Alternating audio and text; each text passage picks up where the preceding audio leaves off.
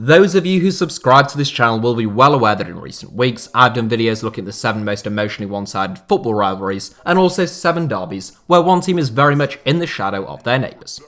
Feel free to check those videos out and subscribe to HITC Sevens if you're new to the channel, but in the most recent of the two, I said I'd take a look at 7 of the most evenly contested rivalries, should there be demand for it, which there appear to be. So to be clear, today's video is all about rivalries where there is no real dominant force. Both teams have to have historically enjoyed similar success in terms of trophies, league titles in particular, and performances between the two teams in head-to-head games must be roughly neck and neck. Now, virtually every country has one, if not several, rivalries that are pretty evenly contested, so these are just 7 notable or interesting examples curated by me for you. To make things slightly more intriguing though, I have limited the 7 to just one rivalry per nation. Here are 7 of the most evenly contested rivalries in world football. CLASICO Vallecano. 7th place in this 7 takes us to the 3rd largest city in Colombia, but arguably the nation's most heated rivalry. The economic and urban hub of southern Colombia, Cali is also considered by many to be Colombia's sporting capital. The city has hosted the Pan American Games, the World Wrestling Championships, and the UCI Track Cycling World Championships over the years, and it also plays host to 2 of Colombia's biggest football clubs. Between them, América de Cali and Deportivo Cali have won 23 Categoria Primera A league titles, with América having won 14 and Deportivo having won 9. That makes them the 3rd and 4th most successful clubs in Colombian football, and whilst América edge it in terms of titles, Deportivo have finished as league runners-up a record 14 times, compared to 7 second-place finishes for América. Despite having reached a combined total of 6 finals, incredibly, neither side has ever won the Copa Libertadores. As is the case with so many football rivalries, América vs Deportivo has its roots not just in the team's close proximity to one another, but also in class struggle, with Deportivo seen as the club of the wealthy and América the club of the working class. In head-to-head games, there has been 99 wins for América, 123 wins for Deportivo, and 102 draws, with an aggregate score between the two of 422 goals to 399 goals in favour of Deportivo. The Derby of Thessaloniki. Greece is a nation with many football rivalries, none more notable than the derby of eternal enemies Olympiacos and Panathinaikos, both based in Athens. Olympiacos have won more than twice as many league titles as Panathinaikos though, as well as dominating their head-to-head clashes. Greece's 2nd largest city, Thessaloniki, is home to a much more tightly contested derby though, between local giants Aris and Pauka.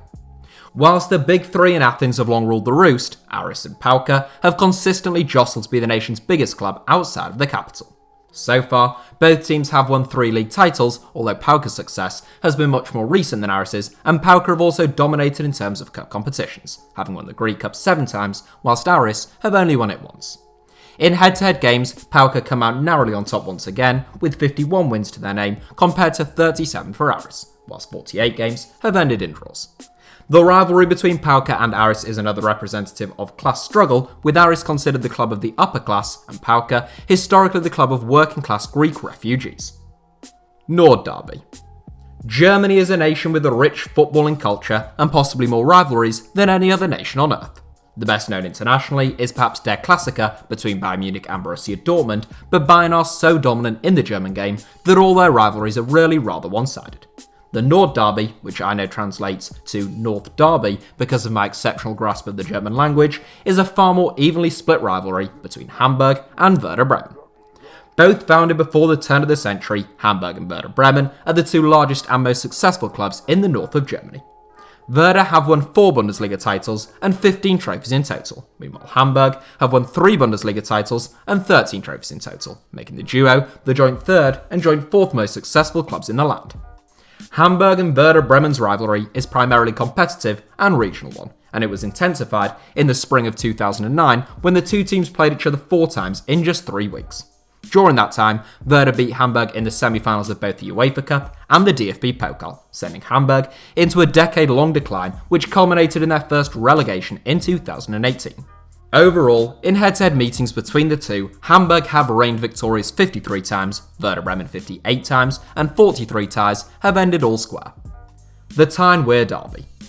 I had plenty of options in the United Kingdom, a nation whose footballing scene I know better than any other, and the rivalries between Celtic and Rangers, Sheffield United and Sheffield Wednesday, and Liverpool and Manchester United are all ones with little to split the two sides over the years.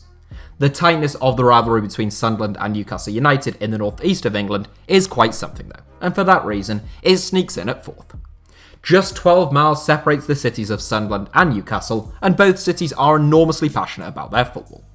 Routinely home to some of the largest home and away crowds in the English game, it's not difficult to see how Sunderland versus Newcastle became such a bitter rivalry.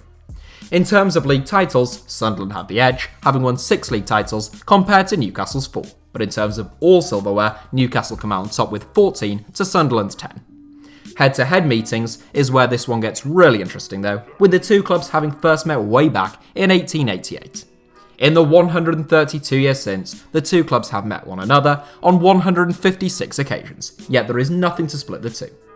Both teams have won 53 games, whilst 50 meetings have ended in draws. If you wanted to be pedantic, Sunderland edged the aggregate battle between the two by a margin of 232 goals to Newcastle's 224. The Derby della Capitale.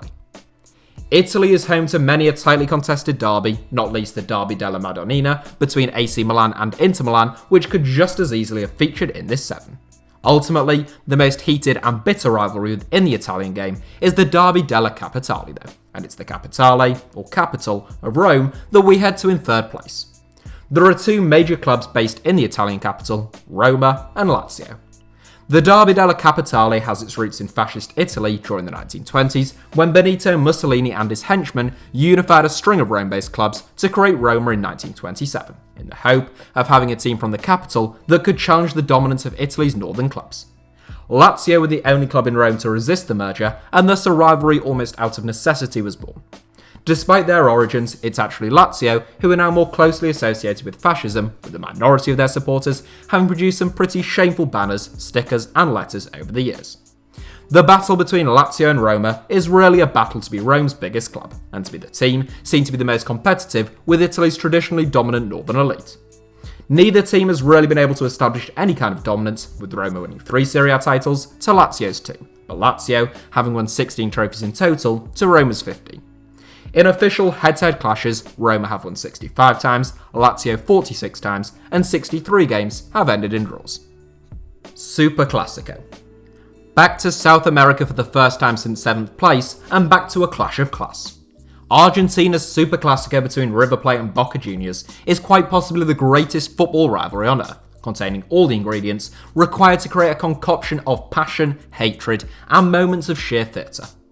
Both River and Boca were founded in the working-class La Boca district of Buenos Aires at the turn of the century, but River moved to the more affluent Núñez district in 1925, thus painting the image of River as the club of Buenos Aires' more affluent citizens and Boca as the team of the working class.